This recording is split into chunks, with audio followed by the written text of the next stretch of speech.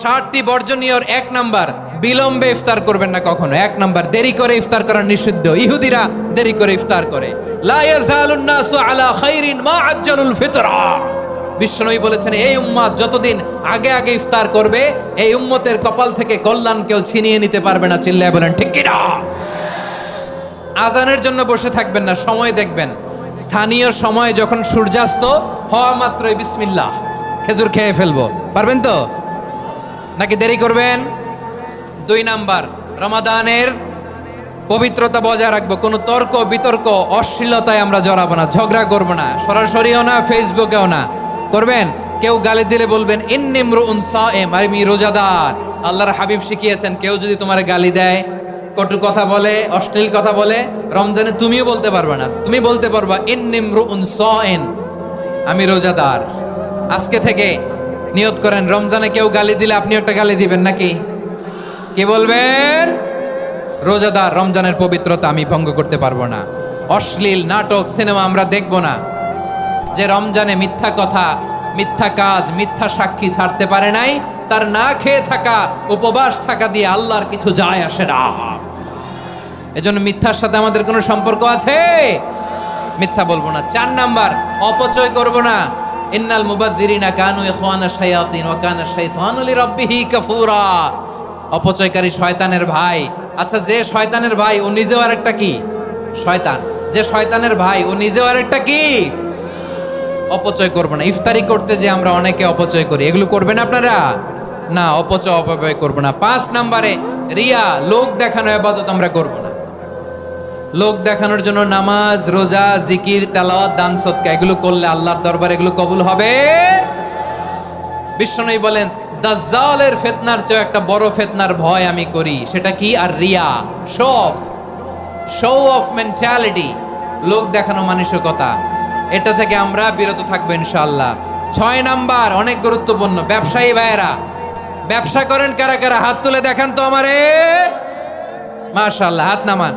ব্যবসায়ী ভাইয়েরা, অনেক অসাধু ব্যবসায়ী আছে, রমজান আসলে নিত্য প্রয়োজনীয় পণ্যের মূল্য বৃদ্ধি করে দেয়। এরকম আছে না নাই? এগুলো করবেন না। মজুদদারি করবেন না। পণ্যের কৃত্রিম সংকট বাজারে করবেন না। আপনি লাখ টাকা কামায়া ভাবছেন যে রোজাদারদের কষ্ট দিয়ে ধনী হবেন। এমন রোগ আল্লাহ আপনারে দিবে, কোটি টাকা দিয়েও আপনি হাসপাতালের বিল পরিশোধ করার ক্ষমতা আপনার হবে না। খবরদার। শেষ বয়সে দেখবেন কি কষ্ট আপনার হয়। আপনি রোজাদারদের কষ্ট দিচ্ছেন, আল্লাহ আপনার সুখে রাখবে?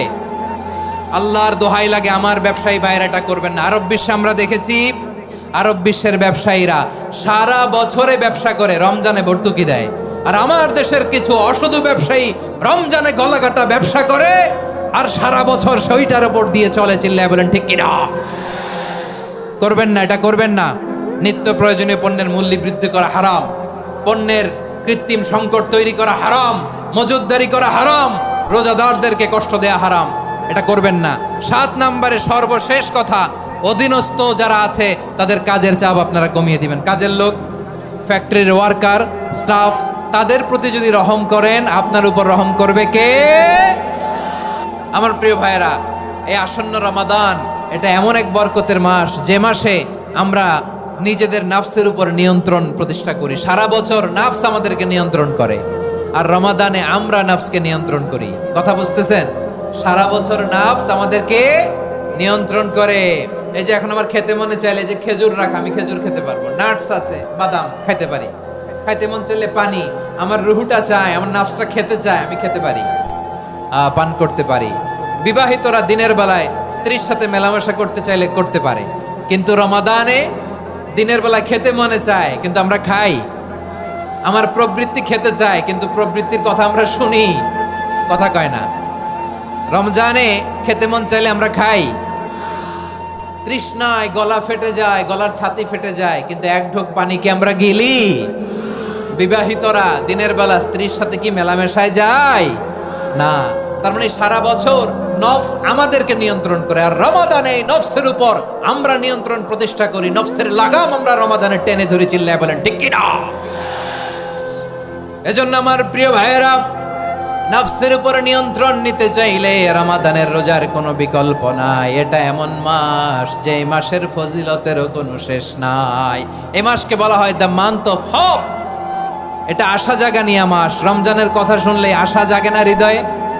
হ্যাঁ, ইদা জা রমাদান ফুতিহাত আবওয়াবুস সামা ওয়া গুল্লিকাত আবওয়াবু জাহান্নাম ওয়া সুফিদাতিশ শায়াতিন।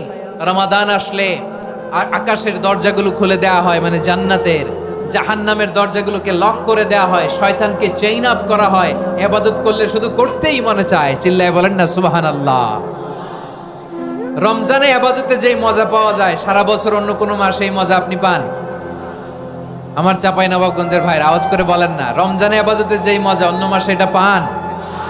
কারণ রমজানে ইবাদত করলে সওয়াবও বেশি, ইবাদতের একটা পরিবেশ থাকে, ঠিক কিনা বলেন? অন্য মাসে ইবাদত করলে এর সওয়াব পাওয়া যায় গাণিতিক হারে, রমজানে ইবাদত করলে সওয়াব বাড়তে থাকে জ্যামিতিক হারে। সুবহানাল্লাহ কইবেন না?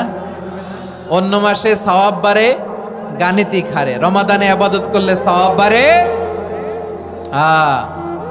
কিভাবে জ্যামিতিক হারে বাড়ে দেখেন। রমাদানে একটা নফল করলে ফরজের সমান সওয়াব, একটা ফরজ করলে 70 থেকে 700 গুণ সওয়াব, রমজানে উমরা করলে হজের সমান সওয়াব। সুবহানাল্লাহ নাই? দ্য মান্থ অফ হোপ, আশা জাগানিয়া মাস। এই মাস আমাদেরকে হোপফুল করে, আশাবাদী করে।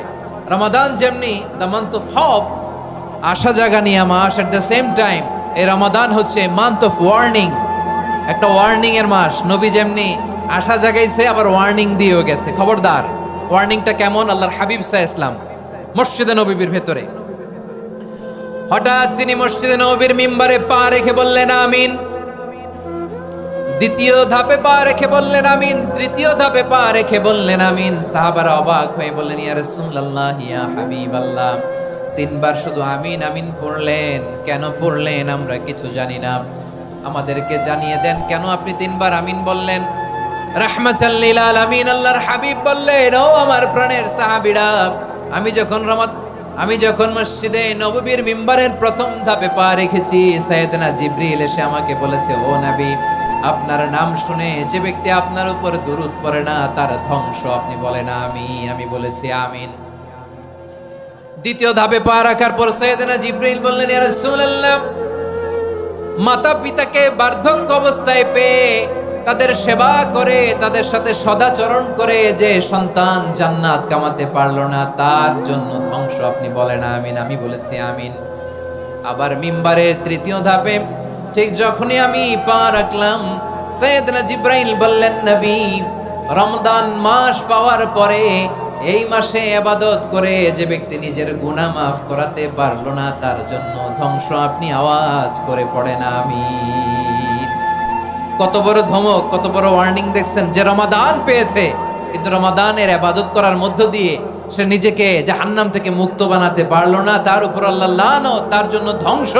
সাইয়েদনা জিবরাইল বলেছেন আমিন, স্বয়ং বিশ্বনবীও বলেছেন আমিন। আওয়াজ করে পড়েন নাউযুবিল্লাহ।